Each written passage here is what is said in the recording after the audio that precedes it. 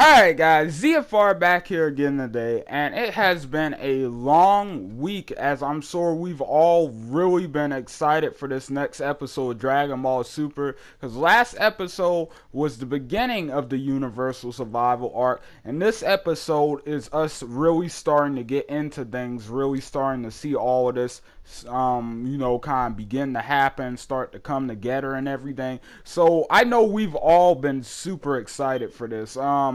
But pretty much I'm just gonna go in this episode. There was so much in this episode, just like last week's, to talk about. I'm gonna try to break it down best I can. But anyway, so in episode 78, and by the way, the title is the God. All the gods are aghast.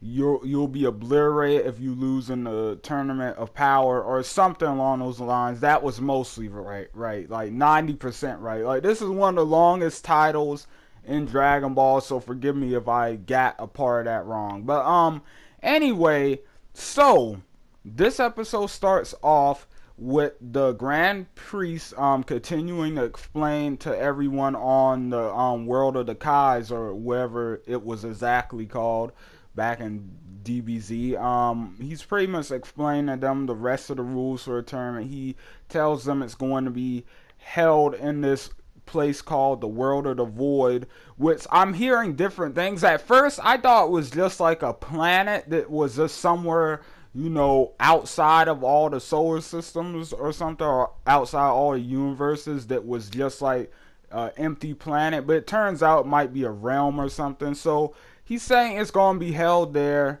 He also mentions that for the tournament, the Super Dragon Balls will go to the winning team, or whoever's left standing on the winning team for a whisk. And they're like, well, what does the universe get? And he's like, nothing. But since Goku is the Grand Priest's friend, the Grand Priest decides to tell everybody there and tell Goku, if you lose in this tournament, Xeno will erase your universe. And pretty much like everybody freaks out. They're like, what, are you serious? But Xeno is Xeno. He'll do what he wants. And then the Grand Priest continues to tell them that Xeno wants Goku to get two other people to fight in an exhibition match, because the future Xeno did not get to see the first tournament between Universe 7 and 6. So they want to hold a little exhibition match to get him excited for the upcoming one. And then I love this scene afterwards, after the Grand Priest leaves, where Beerus is kind of once again giving Goku an earful, as Goku says later, about starting this whole thing. We have this really intense scene between Goku and Beerus. You can just tell that they are building up a Goku and Beerus rematch. Maybe not anytime soon, but it's definitely coming. They are just building that up so much. Beerus is starting to get fed up with Goku putting everybody in danger just because he wants to have a little bit of fun. And so pretty much Goku goes to Vegeta first to see if he can get Vegeta to join, but of course Bulma's still pregnant, so he's like, no way. Vegeta is like, why don't you get your son to do it? And of course at the moment he's talking about Goten, who's right there playing with Trunks, or training with Trunks, actually sparring with him. And Goku's like, no, those kids are good and everything, but we don't know what to expect from this tournament, which is, if I'm correct, is one of the first times we see Goku actually be a really good parent. But then he realizes, wait, my son, I have another son. So he goes to Gohan and tells Gohan about this whole thing. He tells him about the universe getting erased part.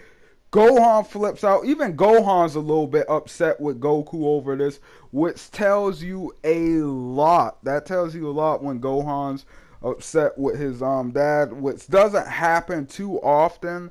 throughout the series, if I'm correct. I think Gohan's always looked up to Goku, so it's just interesting to see him really disappointed in his dad's actions here. Because, you gotta think about Goku isn't thinking about anybody else but himself here. He put everyone at risk, including Gohan's family.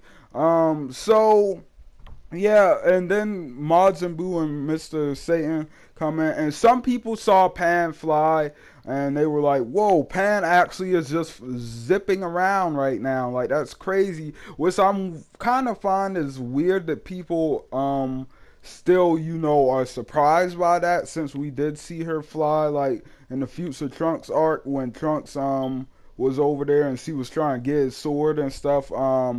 But yeah, like it's nothing big. But anyway, Goku also asks Boo to come and fight in this exhibition match, and Hercule has to go with them because Boo listens to Hercule more than anybody else. So they all go, and we have probably one of the coolest introductions I've ever seen for a character in Dragon Ball. Goku Black's introduction was pretty good, but I love this introduction too, where they're just walking down the halls.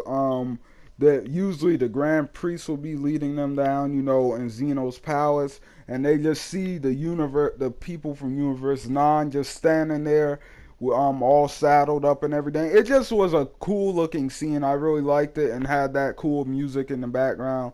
It was done well. Anyway, Grand Priest shows up. He's like, let's get this thing started. He creates a stage, and they're all just there. And this is where all the interesting stuff really starts to go down. All right. So, he calls all the gods of destruction. We get to see all of them, including even the god of destruction from Universe 10, which is Goasu's universe. So he's the dude involved with the same universe Goku Black and Zamasu were from and everything. And we get to see him. There was actually, the reason I focus on him is because there was actually recently a really stupid article in India, I believe, that came out. It was blowing up in the Dragon Ball fandom a little bit. There was this really stupid article that some Indian reporter who barely did any research about the show was trying to say Dragon Ball's disrespecting Indian culture or whatever by putting this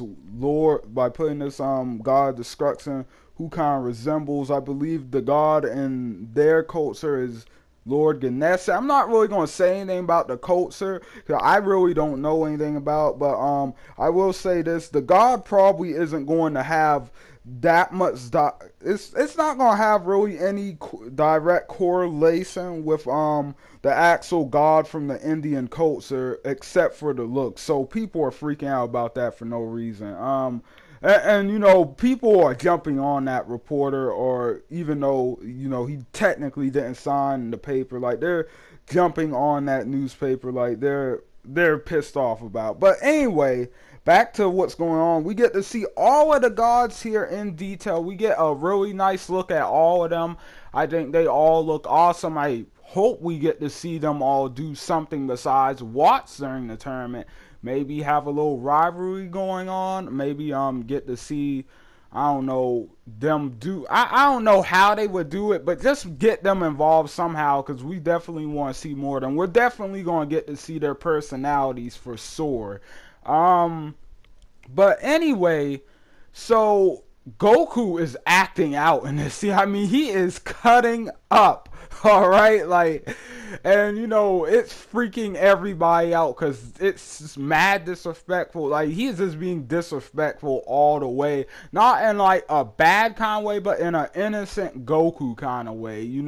He's like, he sees Champa, he's like, hey, what's up, Champa? Long time no see. He just yells it out when the Grand Priest is trying to speak and everything. And Goku's just being Goku. He even runs up to Zeno and freaking says and was freaking trying to talk to Zeno when Zeno comes out and stuff, and Beerus freaks out on him, throws him back down. Everybody Gohan, Hercule, they're like telling him, you can't act like this, you have to act civilized in front of these gods, or you know, you could be destroyed. Like, you're filled with a room of people who are taking this very serious, and you could be killed at any moment. And this goes to show you once again how dangerous Goku is, alright?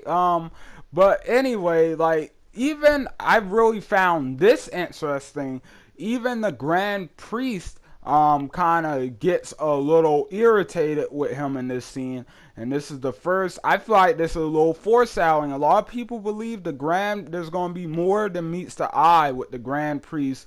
And I think this is foreshadowing for that, because he even gets irritated with Goku, and he's like, your silence would be appreciated. But then again, he kind of does defend Goku slightly, when everybody's like, because you know, everybody, all the other gods and Kais are like, this is crazy, Universe 7 is super disrespectful and everything. And Grand Priest tells everybody that Goku is the one who got this tournament started and everything, which, yeah, in the moment they set up to look like he was defending Goku, but you can also look at that as him throwing a lot of, like, kind of throwing focus on the Goku, because don't forget, universes are going to get destroyed over this tournament. Billions upon billions of people, I said this in the last video, billions upon billions are going to die because of Goku here. So him pointing out the fact that Goku was the one who caused all this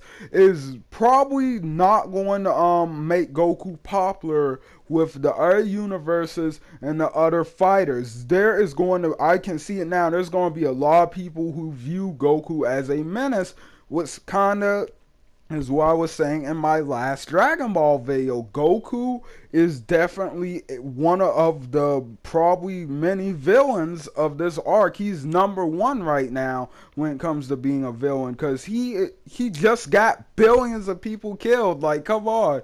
But yeah, like, and one other interesting thing I kind of saw here was the fact that the Grand Priest points out, if this exhibition match is boring on account of one team, that team's universe might get destroyed before the tournament, which I think there is a big possibility that could happen. So yeah, there's that. And pretty much the exhibition match begins. You have Majin Buu versus Basil, and I forget his brother's name. I know one of them is Bergamo, but yeah, you have Majin Buu versus Basil for the first round, and Basil's just going ham on him. I love the fact that this Basil character, I love that he's mostly a kicker. Like, he uses kicks instead of punches.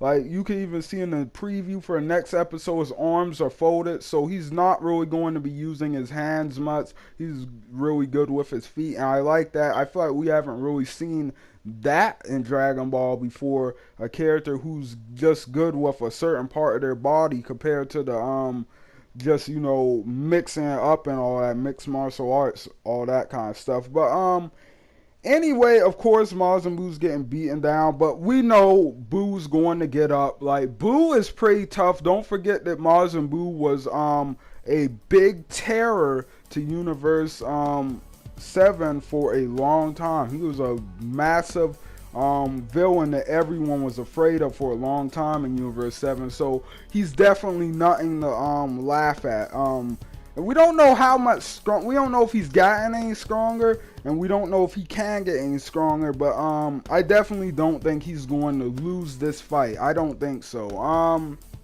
But I hear some people predicting stuff about Gohan. I'll talk about that in the predictions video, alright?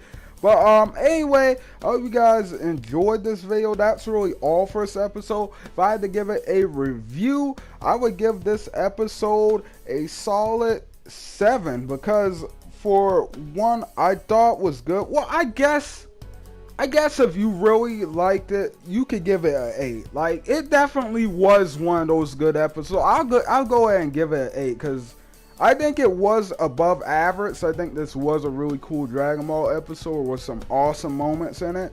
But yeah, anyway, thank you guys so much for watching. If you enjoyed, hit the like button. I will see you guys on the next video. ZFR out, guys.